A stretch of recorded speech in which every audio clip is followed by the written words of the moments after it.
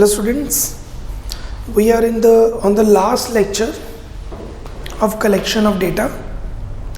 Data को collect कैसे किया जाता है, हमने किया प्राइमरी सेकेंडरी डेटा. आगे बढ़ने से पहले इससे कुछ रिलेटेड क्वेश्चंस कर लेते हैं. प्राइमरी डेटा वो डेटा होता है जो फर्स्ट टाइम कलेक्ट किया जाता है, और सेकेंडरी डेटा वो होता है जो पहले से कलेक्ट हुआ है, उसी से आप आगे पॉलिसीज बना रही हैं, यूज़ कर रहे हैं उनको. Page number 27, page number 27, question number 58. Page number 27, question number 58.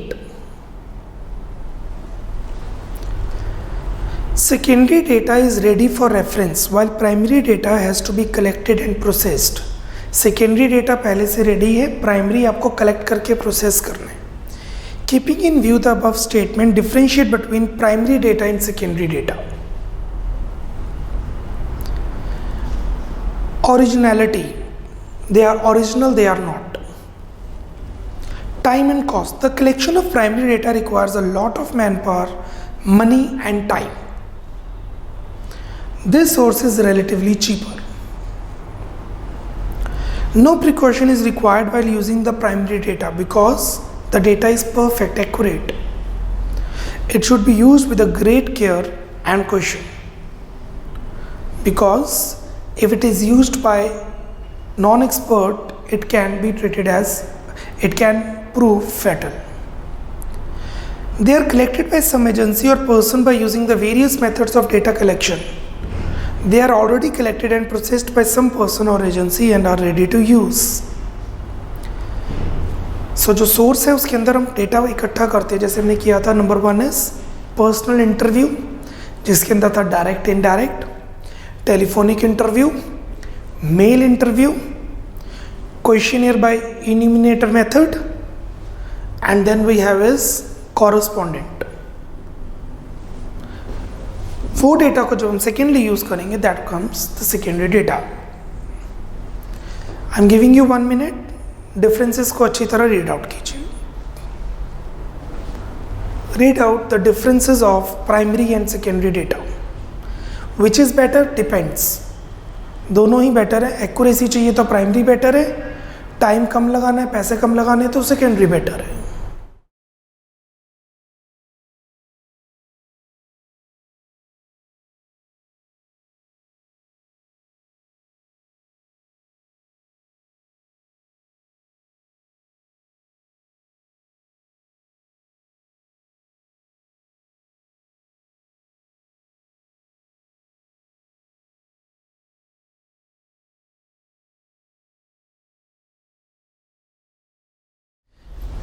Primary data के अंदर हमने 5 मेथड किए थे, और पहले मेथड के अंदर 2 पॉइंट्स थे, that is direct and indirect. उसका डिफरेंस एग्जाम में आ सकते हैं. Page number 29, question number 67. Page number 29, question number 67. Differentiate between direct personal investigation and indirect oral investigation. Source of information. In direct personal investigation, information is collected directly from the concerned persons. Direct personal information में आप directly उसी से information लेते हैं जिसने आपको information देनी है. In indirect oral investigation, information is collected from persons other than the concerned person.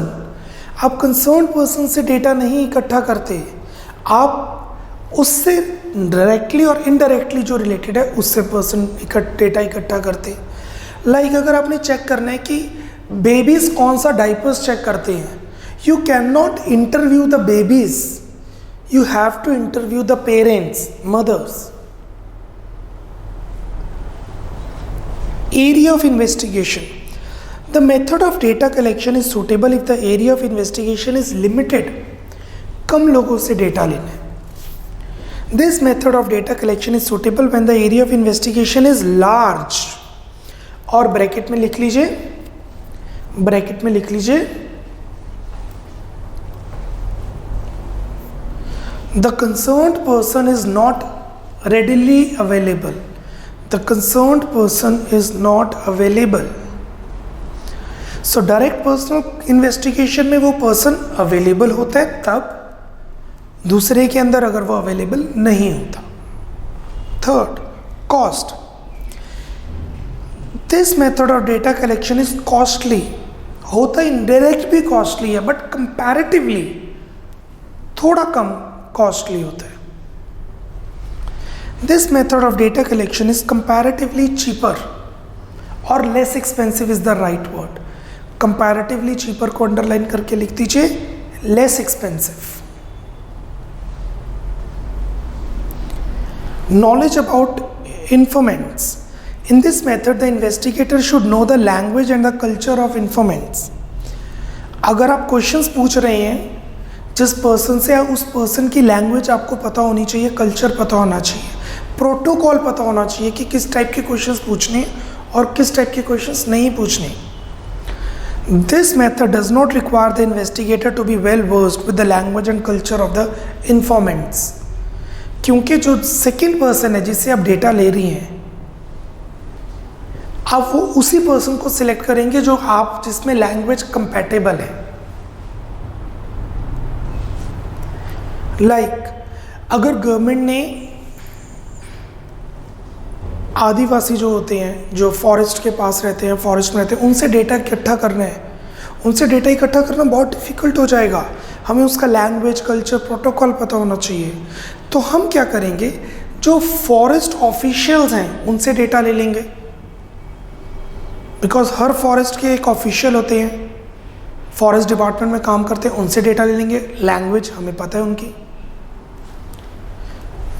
Please mark star. I am giving you 30 seconds. एक बार आंसर को रीड आउट कीजिए. द डिफरेंस बिटवीन, पहले हमने किया था difference between primary source and secondary source, और अब किया difference between direct personal investigation and indirect oral investigation.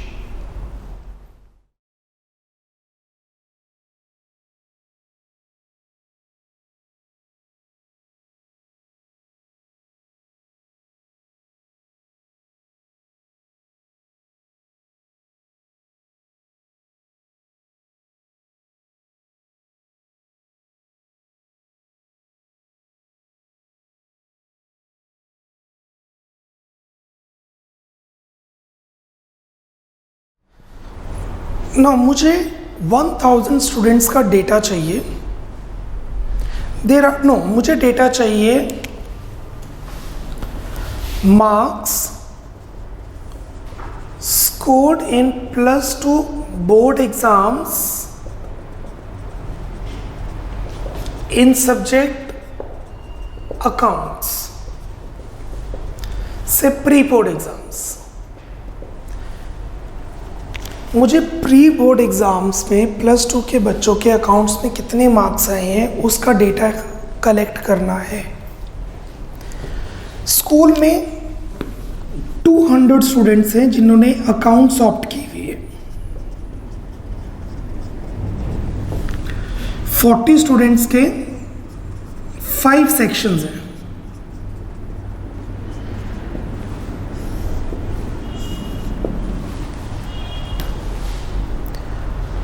What is the first option available? First option available है there are 200 students who opted for the subject accounts. The first option is मैं 200 के 200 बच्चों पे सर्वे करूंगा, accounts या बाकी सभी subjects. Your name, your address, कौन सी बुक से आपने स्टडी की, आप कहाँ से कोचिंग ले रहे थे, आप कितने घंटे पढ़ते थे डेली, आपके इतने मार्क्स इससे ज़्यादा आ सकते थे या नहीं, आर यू सेटिस्फाइड. इस बेसिस पे आपके फाइनल बोर्ड में एग्ज़ाम्स में कितने मार्क्स आ सकते हैं. ये सारे क्वेश्चंस मैं 200 के 200 बच्चों से पूछूंगा. इस सर्वे को कहते हैं census survey. when you survey all the elements of a population is 200.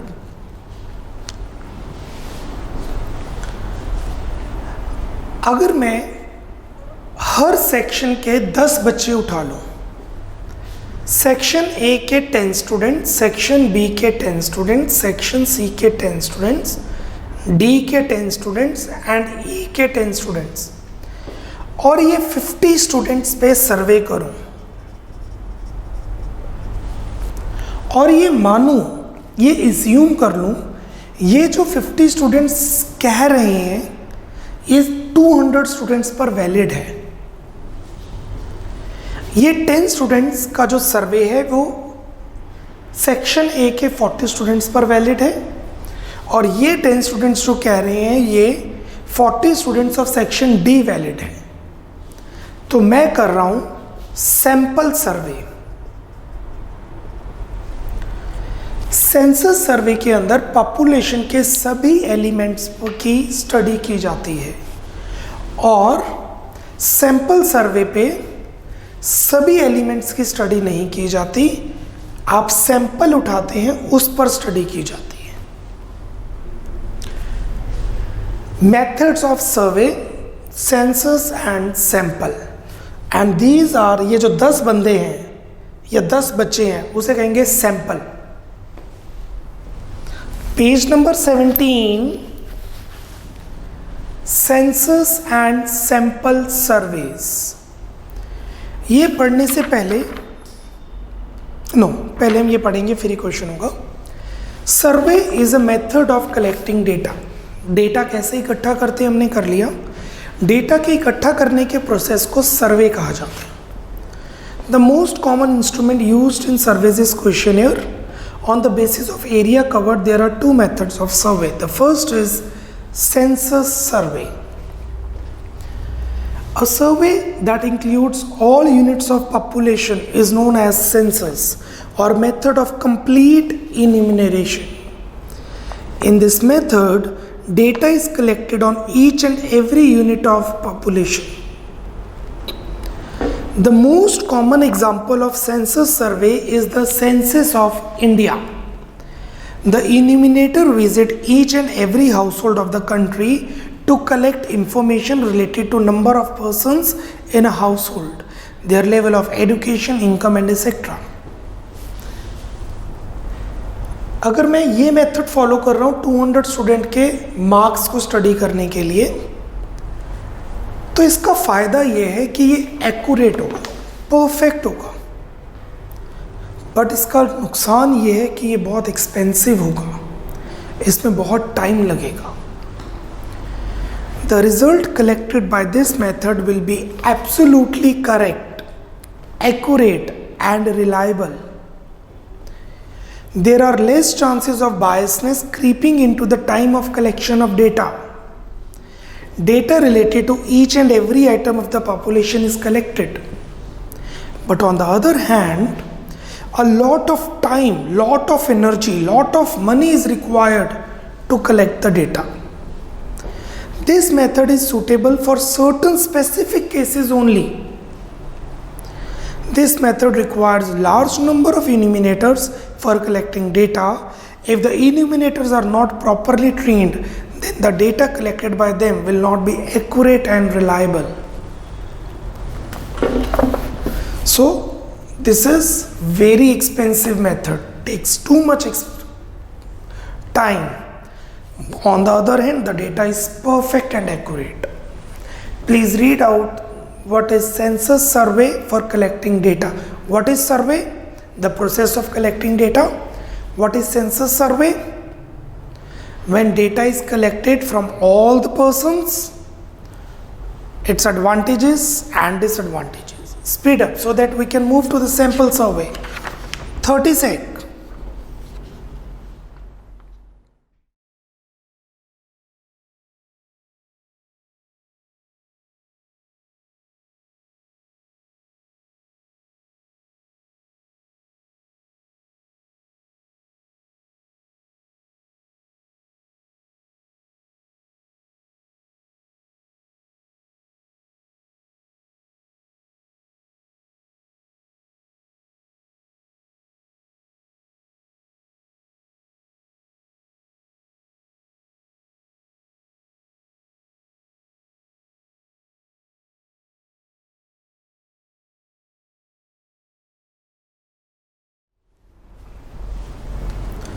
Now what is sample survey? In a sample survey, a sample from the population and not the whole population is surveyed. Sample is defined as a part of population selected with a view to represent the population in all its features. What is sample? Sample is a part of population universe जिस पर method of study की जाती है, वो represent करती है सभी population को. The first task in selecting a sample is to identify the population. Once the population is identified, the researcher selects a representative sample and collects the required data from the sample. The data collected from the sample is deemed to be representative of the population as a whole. हम ये assume करेंगे ये 10 students पूरी class को represent कर रहे हैं और ये 10 स्टूडेंट्स हैं सैंपल.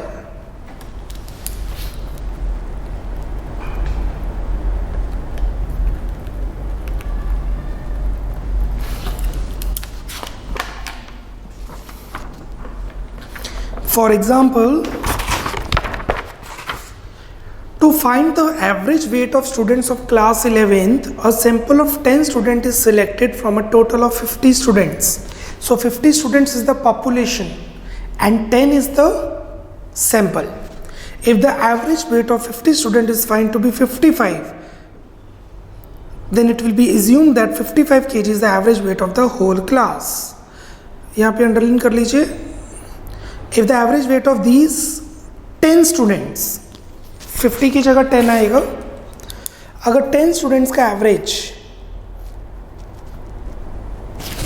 इफ द एवरेज जो पॉपुलेशन ब्रैकेट में लिखे है वो 50 है. If the average weight of these 10 student is find to be 55, तो मानेंगे पॉपुलेशन का वेट ही 55 है. This method is economical because only some units of population are studied, less expensive. In this method, the process of investigation is not time consuming, come time लगते. There is an administrative convenience method in handling a limited number of items. Excel sheets, MS Excel, बहुत सारे softwares हैं जो कम data को easily process कर सकते हैं. Less efforts are required as small portion of population is studied. Disadvantages: it is only a partial investigation of the universe. It is not very easy to select a sample which would represent the features of the entire population. Sample को select करना बहुत difficult है. Sometimes area may be so diverse that it becomes difficult to frame a sample. India की population count करनी है, sample क्यों नहीं किया जाता? Because it is so diverse. Delhi में इतने ज़्यादा लोग रहते हैं, तुम ये नहीं कह सकते दिल्ली में अगर 1 करोड़ है तो लुधियाना में भी 1 करोड़ है और राजस्थान में भी, राजस्थान की एक सिटी जोधपुर में भी 1 करोड़ है. No, it is so diverse. इसीलिए सैम्पल मेथड पॉपुलेशन कैलकुलेट करने के लिए इंडिया के लिए सही मेथड नहीं है. Sampling involves a set of technical procedures which make sampling a complex and difficult procedure. Sample को सिलेक्ट करना बहुत डिफ़िकल्ट प्रोसीजर होता है. इसके लिए आपको प्रॉपर ट्रेनिंग ही चाहिए.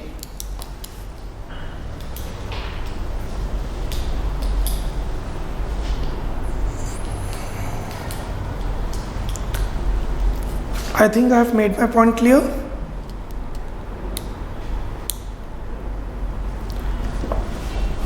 इसके क्वेश्चन पे मूव करते हैं. I want you to open page number 29. I want you to open page number 29.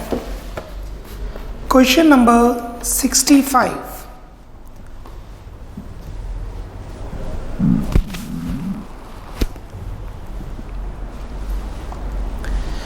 Differentiate between census survey and sample survey. Difference, census and sample. Coverage.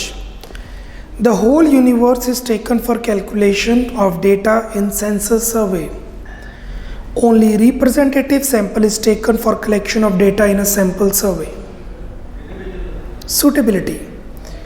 This method is suitable when the area under investigation is relatively small.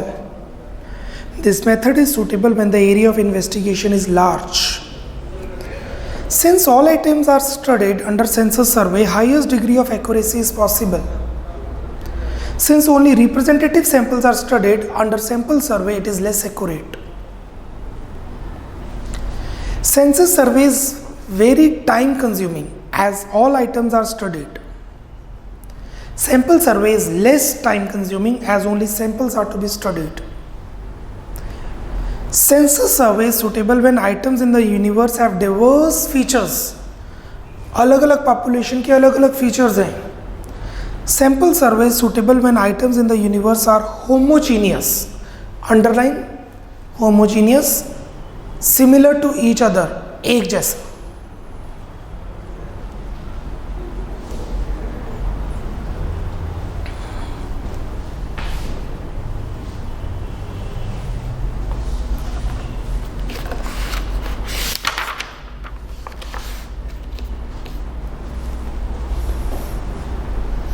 Have a look on the answer, please.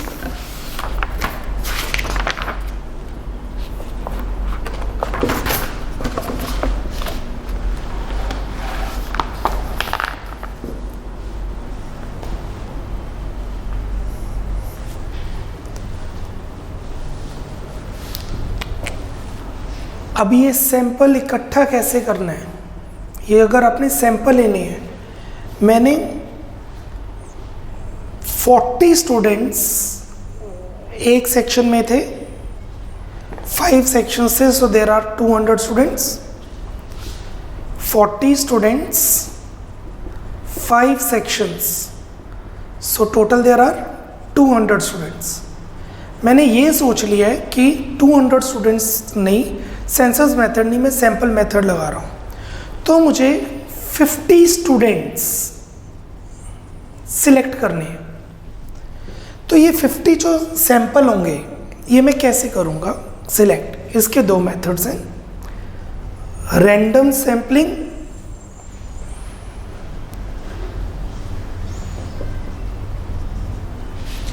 Non random sampling.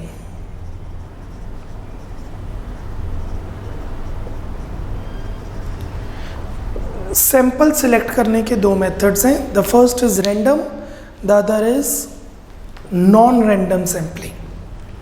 Let's study that. Page number 18, methods of sampling.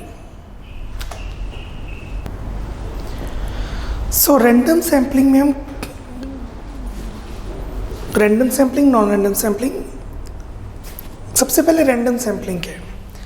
Random sampling is the method where individual units from the population are selected at random. In random sampling, each individual has an equal chance of being selected, and individuals who are selected are just like the ones who are not selected. Means 200 students में से जो 50 select करनी है, वो 50 कोई भी हो सकते हैं. It's a random method. इसको करने के काफ़ी मेथड्स हैं. The first is lottery method. आप क्या करेंगे, 200 बच्चों को, जो 200 स्टूडेंट्स हैं, सबको एक एक नंबर अलॉट कर देंगे, 1 2 3 4. फिर उनकी स्लिप निकाली जाएगी एज अ लॉटरी. हमने 30 लोगों को निकालना है, 30 बच्चों को निकालना है, 50 नहीं 30 या 25. तो 200 में से 25 स्लिप लॉटरी में निकाली जाएगी. नंबर निकल गया 32, 37, 57, 108, 132, 12. और उन 25 उस 25 स्टूडेंट से स्पेस सर्वे किया जाएगा. As we will survey those 25 students, they will be my sample of the survey. In this method, all the items in the population are assigned a distinct number. These numbers are then written on identical pieces of paper and put in a bowl or any other method. It's just a lottery system. ज़रूरी नहीं है paper में ही रखना है. आप as in there are many apps जो random number select कर देती है. आप लिख दो 1 to 200 select any 25, just click it, आपके पास आ जाएगा. ये पुराना मेथड है, बॉल में पर्चियाँ डालो. But lottery means a lottery. Samples are selected by drawing a piece of a paper. Then we have a table of random number. जब data बढ़ जाता है और सबकी पर्चियाँ डालनी मुश्किल हो जाती हैं, सबकी स्लिप्स बनानी टफ हो जाती है, तो हम क्या करेंगे, टेबल बनाएंगे लाइक दिस।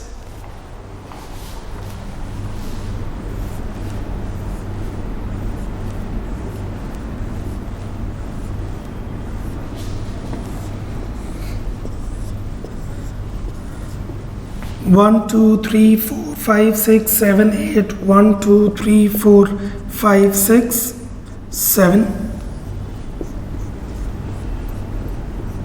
सबकी पर्ची निकालने की जरूरत नहीं, यहाँ पे टेबल में आ गया। यहाँ पे राज है, या संतोष है, या काकू है, या कोई भी है बच्चे का नाम।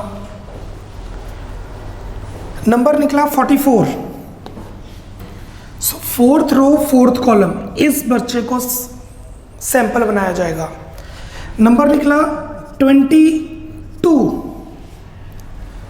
22, इस पर्सन को सैंपल बनाया गया। और इसी तरीके से 67, इस पर्सन को सैंपल बनाया जाएगा। जब डेटा बहुत ज़्यादा बढ़ जाता है तो डेटा को टेबल में रखा जाता है, फिर उस हिसाब से रोज कॉलम्स के हिसाब से सैंपल सेलेक्ट किया जाता है। If the number of units in the population is quite large, then the use of above method, that means lottery method, is quite complex and time consuming. सबको स्लिप देना tough है। To overcome the above drawbacks, table of random number is used. These table contain random numbers arranged in rows and columns. Numbers are selected on the basis of the population size. Table उस तरीके से बनाया जाता है जिससे population fit in हो जाए, जिसमें 200 जने फिट इन हो जाए। The next we have is non-random sampling. What is non-random sampling? जिसमें वेटेज दी जाती है। इक्वल चांस है, इसमें सबका इक्वल चांस नहीं है। In a non-random sampling method, all the units of the population do not have an equal chance of being selected, and hence some are preferred over others. तो biasness तो रहेगी। As per convenience or judgment of the investigator plays an important role in selection of the sample. इसमें जो इन्यूमिनेटर है, जो investigator है, वो सबसे इम्पॉर्टेंट है क्योंकि उसने सैंपल सेलेक्ट करने हैं। सो इन्वेस्टिगेटर का सबसे मेजर रोल है सैंपल सेलेक्ट करने के लिए। तो ऑब्वियसली बायसनेस ज़्यादा रहेगी। The first is deliberate purposive judgment. जैसे मैं इन्वेस्टिगेटर हूं, मैंने 200 स्टूडेंट्स में से 25 स्टूडेंट्स निकालने हैं, तो मैं कुछ ऐसा करूंगा।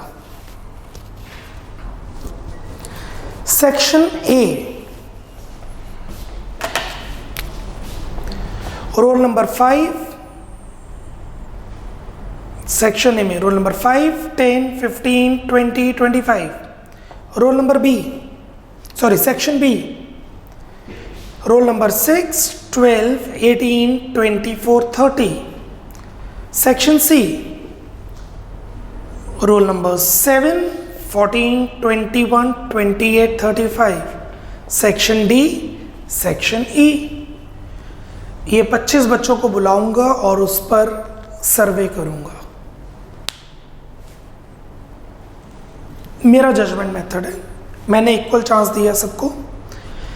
ऐसा भी हो सकता है जो बच्चे मुझे ज़्यादा पसंद है मैं उनको बुला लूँ, जिनसे मैं ज़्यादा कंफर्टेबल हूँ, जो मुझे लगता है इन्फॉर्मेशन दे देंगे। तो I will say in section A you and you come.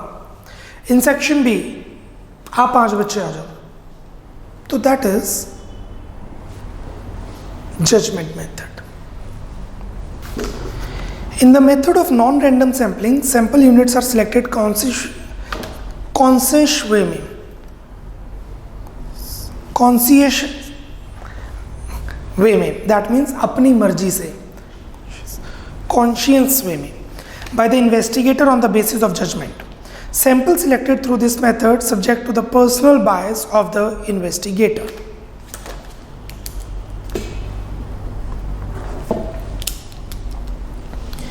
Kota sampling, एक तरह से ये कोटा था, हर सेक्शन में 5 बच्चे लेने हैं। कोटा ऐसे भी हो सकता है। तो what I will select is 25 student select करने हैं। 10 will be boys 10 will be girls and 5 will be the monitors. So 10 will be out of 200 students of class 10th. मुझे स्टडी करना था अकाउंट्स में बच्चों की कैसे मार्क्स आए हैं या फिर प्री बोर्ड में 12th के स्टूडेंट्स हैं कैसे मार्क्स आए हैं। तो 200 में से मैंने क्या किया, 10 बॉयज सिलेक्ट किए कोटा, 10 गर्ल्स सिलेक्ट की कोटा, और हर सेक्शन का एक एक मॉनिटर सिलेक्ट कर लिया या टॉपर सिलेक्ट कर लिया। In this method of non-random sampling, the investigator is allotted defined quotas as he required to collect the required data from a specified number of units of each quota. For example, while collecting data related to the number outstation trips taken by the resident to a particular area, the investigator is allotted 5 quotas to residential areas in which he should select 1 from the posh area, 1 from the normal area, 1 from the poor area. 5 लोगों से data इकट्ठा करने, उसमें से एक posh, एक normal और एक पुअर, बाकी दोनों जैसे आपको ठीक लगे। He can then ask the interviews to household of each area. फिर सर्वे लिया जाएगा। इनमें से बायसनेस काफ़ी है इसमें। Third is convenience sampling. Investigator जैसा कन्वीनियंट करता है फील, उससे सैम्पलिंग कर ले। 200 में से 25 बच्चे मेरे से ट्यूशन लेते हैं, मैंने उन्हीं से डेटा ले लिया। मैंने मान लिया बाकी 200 का भी ऐसा डेटा रहेगा।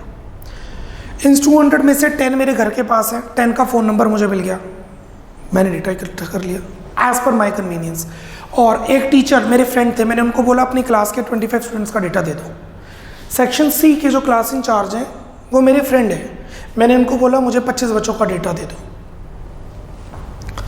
In this method of non-random sampling, the investigator collects the sample units on the basis of the convenience. For the example discussed above in quota, if the residential area X is situated near his house, then he will collect the samples from this area only. This is not a scientific method and depends upon the whims and fantasies of the investigator. इसके नीचे advantages लिख दीजिए, sampling method के advantages. Allow me a minute.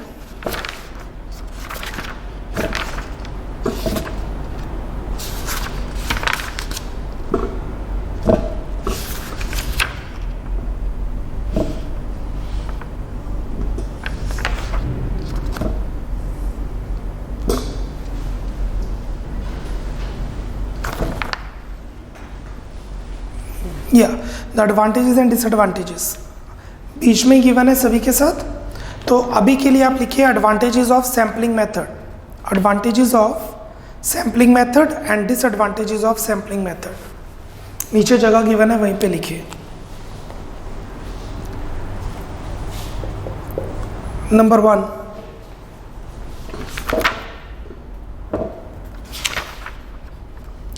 1, less expensive. Advantages में less expensive, less time consuming,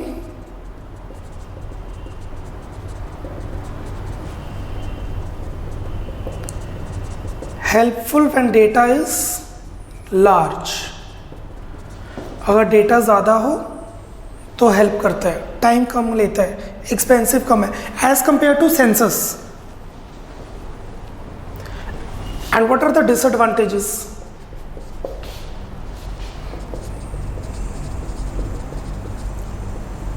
Write down 3 disadvantages.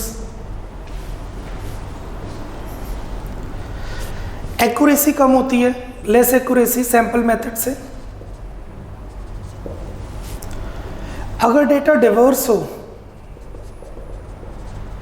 तो ये method applicable नहीं है, सैंपल कलेक्ट करना बहुत डिफिकल्ट है। बायसनेस बहुत इजी है।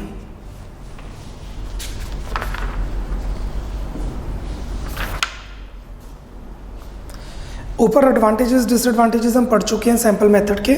मैंने ये इसलिए लिखवाया है क्योंकि ऊपर की लैंग्वेज थोड़ी डिफिकल्ट है और आपको वो लर्न करना टफ रहेगा। तो 3 that would be the better option.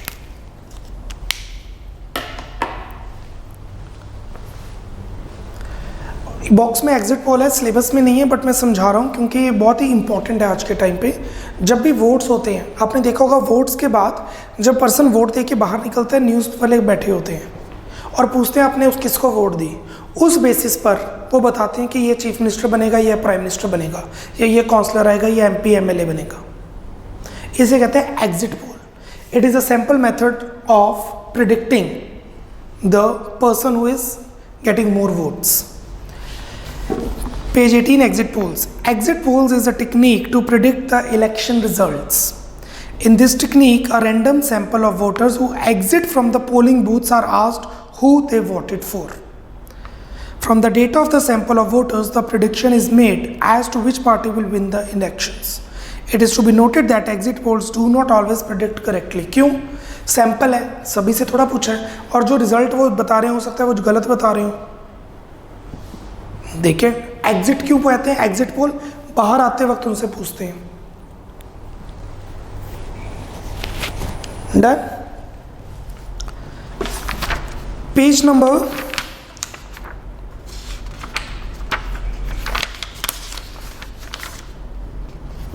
26, page number 26, question number 52। ये जो हमने सैंपल सिलेक्ट की है, इसकी क्या क्वालिटी होनी चाहिए? 52, a good sample is generally based on correctness and continuity. एक अच्छा सैंपल वो है जब आप विदाउट बायसनेस वो सैंपल सिलेक्ट करें। In the context of the above statement explain the features of a good sample. Sample must represent features of the entire universe population. ये नहीं एक ही सेक्शन के सभी बच्चे ले लिए, या ये नहीं सिर्फ बॉयज ले लिए, या ये नहीं सिर्फ मॉनिटर्स ले लिए। Sample must be adequate enough to offer reliable conclusions. 200 में से 25 लेना इट्स ओके, 200 में से 10 बच्चे सैंपल लेना नॉट ओके, 1 लाख में 12 जनों का सैंपल लेना नॉट ओके। तो सैंपल पॉपुलेशन के हिसाब से लिया जाना चाहिए। The unit of sample should be independent of each other, and inclusion of a sample unit should not be dependent upon the inclusion or exclusion of some other item of the population. ये sample आपस में independent होने चाहिए। ये नहीं कि अगर section B से मैंने मॉनिटर ले लिया तो और कोई बच्चे सेक्शन बी से नहीं लेंगे, या सेक्शन ए में हमने मॉनिटर ले लिया तो 10 बच्चे मॉनिटर की वजह से मॉनिटर डिसाइड करेगा कौन से बच्चे लेने हैं। ऐसा सैंपल नहीं होना चाहिए। So they are independent to each other. इस लाइन का मतलब है sample should be independent to each other. In case more than one sample is selected from given population, then these samples should be homogeneous. अगर एक से ज़्यादा sample इकट्ठे ले रहे हैं तो वो होमोजीनियस होने चाहिए, बिल्कुल सेम नहीं होने चाहिए। जैसे कि ट्विन ब्रदर हैं, एक ही जगह कोचिंग ले रहे हैं, दोनों को कलेक्ट कर लो क्योंकि बहुत ज़्यादा चांसेस है वो सेम रिजल्ट प्रोड्यूस करेंगे। It should be homogeneous, different but based on same pattern.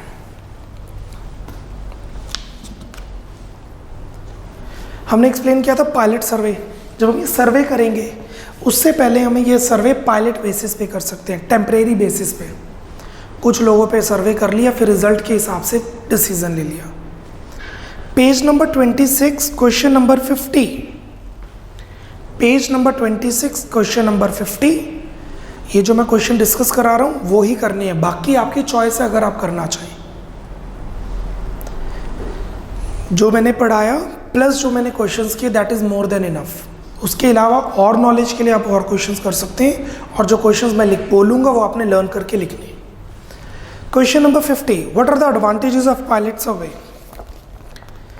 The questions to be asked in main survey are tested through pilot survey. पता लग जाता है टेम्परेरी बेसिस पर क्या क्वेश्चन सही हैं। द प्रॉब्लम्स विच में arise during large surveys are guessed and solutions are found out. अगर लार्ज सर्वे में कोई प्रॉब्लम आए तो हम उसका सोल्यूशन निकाल के मेन सर्वे में डाल सकते हैं। Some aspects of data are estimated. Estimations मिल जाती हैं पायलट सर्वे में। The time and cost of actual survey can be estimated exactly. जैसे पायलट सर्वे 10 जनों पे किया और हमने एक्चुअल सर्वे 1 लाख पे करना है, तो हमें कॉस्ट पता लग जाएगी, हमारा 10 पे इतना खर्चा हुआ तो 1 लाख पे क्या खर्चा होगा। सो पायलट सर्वे के ये बेनिफिट्स हैं।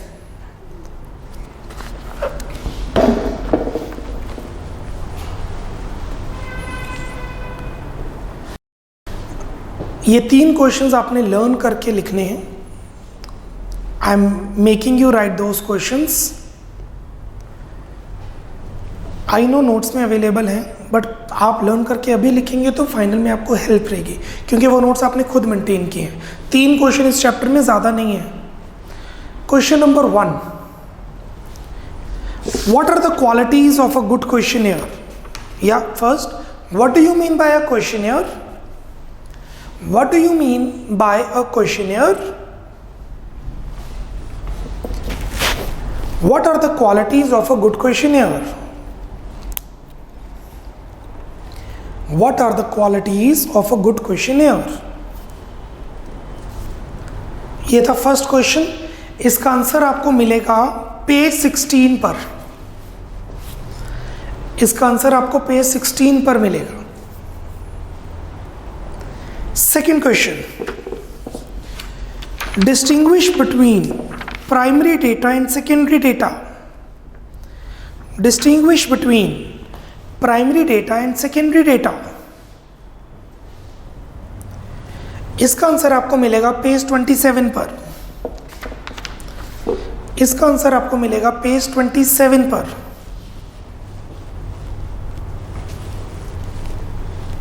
Third question, distinguish between census survey and sample survey. Distinguish between census survey and sample survey.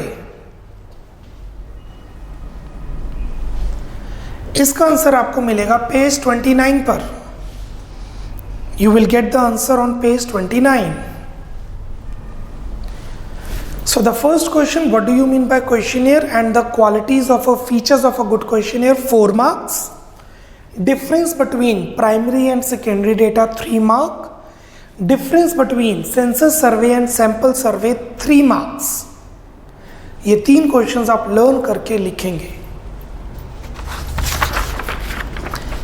I want you to open page number 19. Page 19. Sampling and non-sampling errors. Page 19. Sampling and non-sampling errors. Cross कर दीजिए, ये आपके syllabus में नहीं है. This is not the part of your syllabus now. आप ये पढ़ सकते हैं, आपको समझ आ जाएगा. प्रॉब्लम है लाइव सेशन में, जूम मीटिंग पे जब हम शेड्यूल करेंगे आप पूछ सकते हैं. सिलेबस में नहीं है इसलिए मैं नहीं करवा रहा. I don't want to waste my and your time, but it is available क्योंकि नॉलेजेबल पॉइंट है. तो you may if you want. We are done with collection of data. हमारे 2 चैप्टर्स हो गए हैं स्टैटिस्टिक्स के. The first is introduction to stats, the third is collection of data.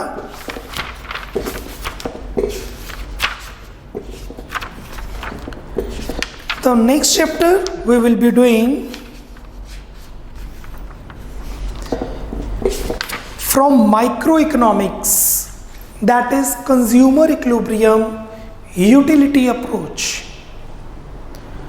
Tomorrow we'll start with a new chapter of microeconomics. Bye bye, take care, God bless.